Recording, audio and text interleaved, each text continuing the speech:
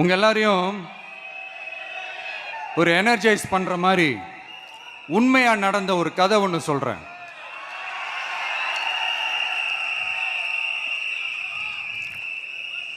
சொந்த நாட்டையே ஒரு கூட்டம் அபகரிக்குது.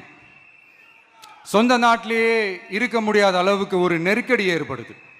ஸோ வேற வழி இல்லாமல் அந்த நாட்டை விட்டே வெளியே போய் வேற ஒரு இடத்துக்கு போய் காடு மலை அப்படி இப்படின்னு சுற்றி மறைஞ்சு வாழ வேண்டிய ஒரு சூழ்நிலை ஏற்படுது.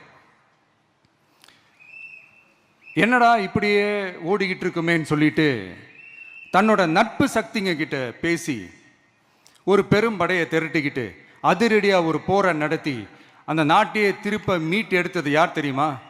நம்ம கொள்கை தலைவர்களை ஒருத்தரான ராணி வேலு நாச்சியார் அவர்கள் தான்.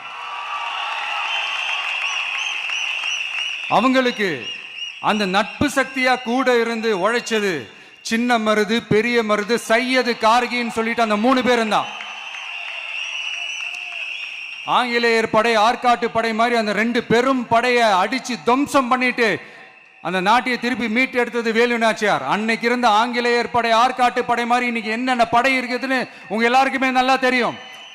அதனால அந்த 2 படை மட்டும் இல்ல, இன்னும் எத்தனை படை வந்தாலும் எதிர்த்து நின்று ஃபேஸ் பண்றதுக்கு ஒரு நல்ல தலைமையும் இத்தனை சக்திகள் என் கூட இருக்கும் போது, இத்தனை சின்ன மருது, இத்தனை பெரிய மருது, இத்தனை சையது, கார்கிகள் என் கூட இருக்கும் போது நம்ம நாட்டை நம்மளால மீட்டெடுக்க முடியாதா?